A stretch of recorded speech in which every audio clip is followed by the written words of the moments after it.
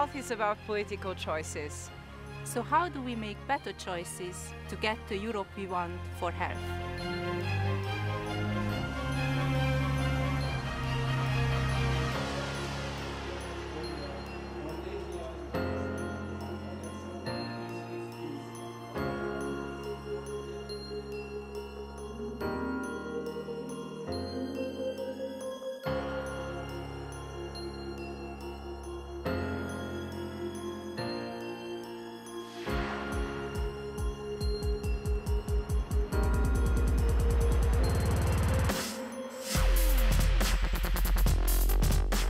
We must work in way of promotion, protection and prevention. We must combine all forces together, member states, stakeholders, NGOs, scientists, and of course on European level.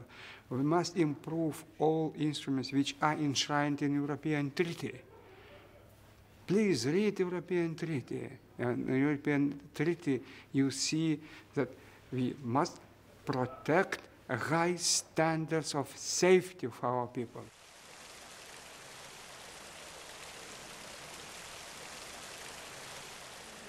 Health and well-being is created in communities by people who understand the problems within those communities and who act out of a sense of solidarity to make the communities better. Politicians can help facilitate that by creating a climate that allows communities to get on and do the things that they perceive to be necessary. It is, if you like, a form of co-production. Politicians create space, the community fills that space with effective action.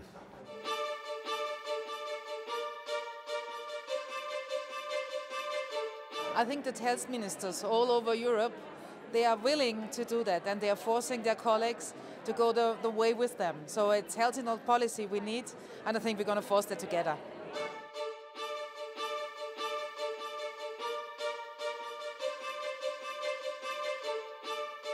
These patients have an illness which they are treated with medically, but then again they also need to look into their well-being, exercise enough, healthy food, and I think we can do a lot more on that. I think we can always make it stronger, that's definitely true, and especially when it comes to research and or even in health insurances, and I mean there are all different aspects when it comes to healthcare so yeah, we can definitely strengthen it, but I do see little steps and we're moving forward. So.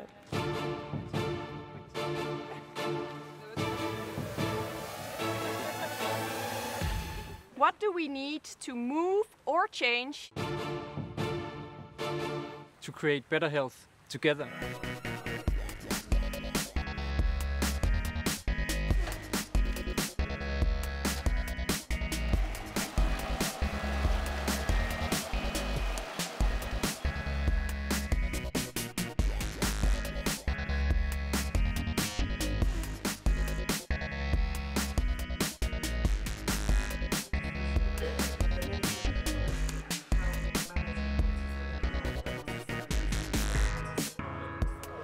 At PECOM, it's very much the reality we see. There's a massive gap between public health principles, inclusive healthcare, preventative care, universal health, and national laws which restrict access according to people's resident status and the situation in practice. So there's definitely a need for concrete action moving forward to make these principles a reality, and also to recognise that it's not just undocumented migrants. We can all find ourselves in facing vulnerabilities, facing different situations, marginalisation from the health system. So we need a needs-based approach to tackle those layers of vulnerabilities that people have.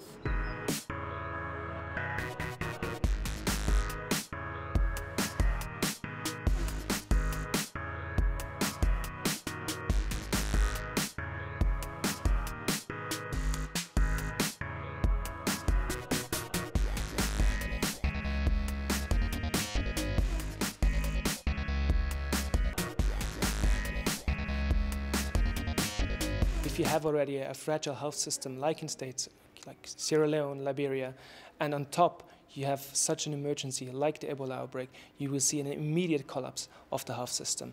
There has to be access to health to the most vulnerable in the first place. As a humanitarian emergency organization, that's what most is important to us.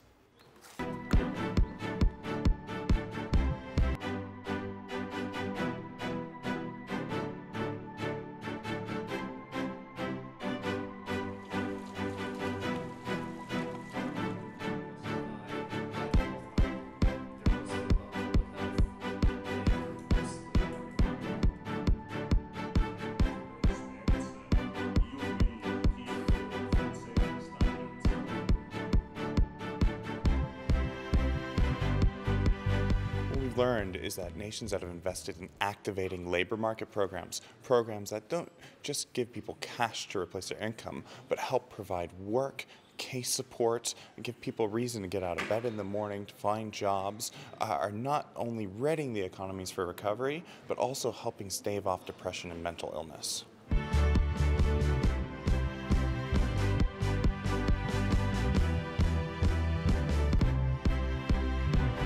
The question is there more space for industry needs in the European level than for the health and health policy needs that are mostly managed at national level?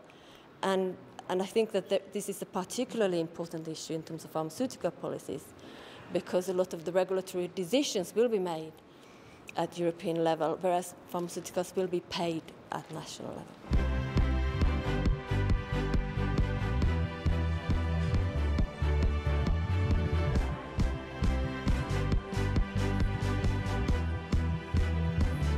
I don't believe we will become competitive in the long run simply by lowering our standards in labor standards, environmental standards, health standards, standards of living. I think by securing our citizens a sense of well-being, security, of opportunity, of good health, that is what, in the end, will make us much more sustainable.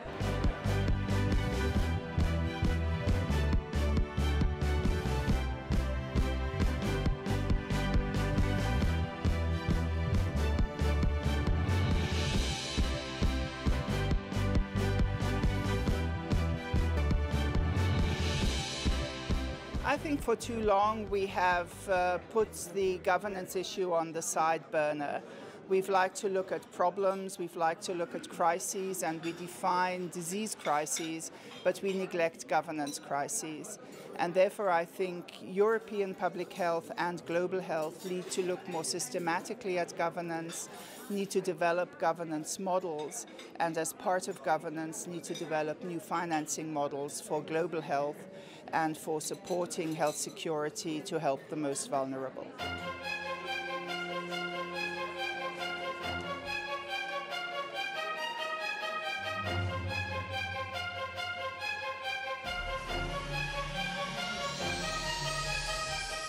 I think that it's time to speak about a union of health in Europe. We must raise those questions. We must encourage member states in this way to use instrument sincere cooperation. You hear like it sounds, sincere cooperation or enhanced cooperation in area of health. My wish would be that we create better health for the European people by having more cooperation, by more learning from each other, by more respecting how the differences are, and by more unity, by respecting this diversity we see.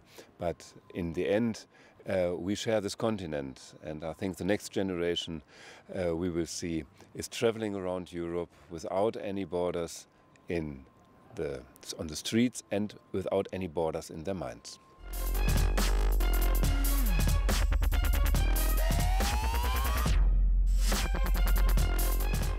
Health policy making is as complex as a game of chess. We need to know when to move and how to move.